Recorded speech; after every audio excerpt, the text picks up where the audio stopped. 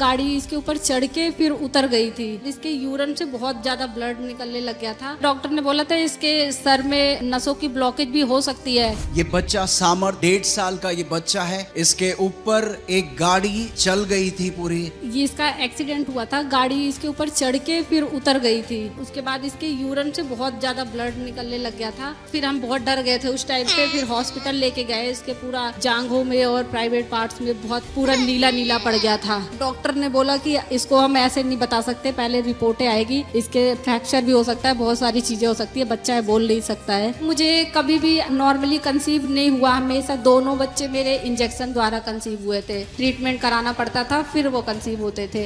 यहाँ पे मैं 2024 में आई थी 10 मार्च को, और अपोस्टल जी के वचनों को जैसे बताते हैं उनको सुना। जो मुझे कभी कंसीव नहीं होता था उसी महीने ही कंसीव हुआ, और ये सामर्थ नॉर्मली कंसीव हुआ है। तो हम कंटिन्यू घोषणा कर रहे थे कि प्रभु इसके कुछ नहीं होगा, आपकी ये पंखों के छांव में रहता है, परमेश्वर आपने मुझे दिया है, इसको कुछ भी नहीं हो सकता। पहले तो डॉक्टर ने बोला था इसके सर में नसों की ब्लॉकेज भी हो सकती है, लेकिन बाद में सीटी स्कैन कराया तो बोला कुछ भी नहीं है, बच्चा एकदम ठीक है। और जब रिपोर्ट आई तो सारी नॉर्मल थी, क्योंकि उस टाइम हम 91 की घोषणा कर रहे थे, श्याम 91 की। कितने दिन बाद ये फिर डिस्चार्ज हो गया था? सेम डे डिस्चार्ज हो गया था, 6-7 घंटे। सेम डे बच्चा डिस्चार्ज हो गया था। जब हॉस्पिटल ले गए थे तो कंडीशन ऐसी थी कि कुछ नहीं पता चल रहा था। ये वचन पे खड़े रहे, अडिग रहे, घोषणा करते रहे, बिना स्क्रैच के बच्चा तुरंत चंगाई पाके आपके सामने खड़ा है।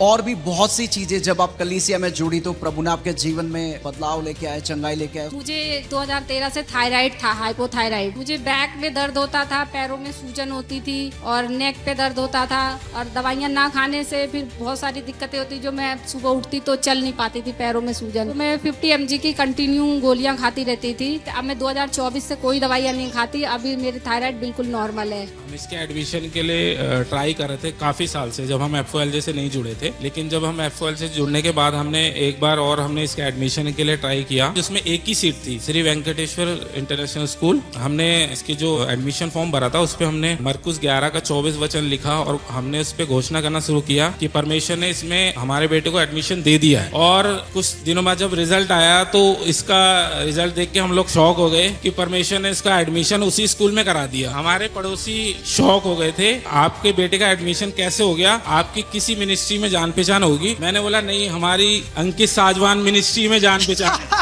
हालेलुया। तो वही फेवर, वही चंगाई आपके जीवनों में आज बहने वाली है। आइए पिता का धन्यवाद करें इस महान गवाही के लिए।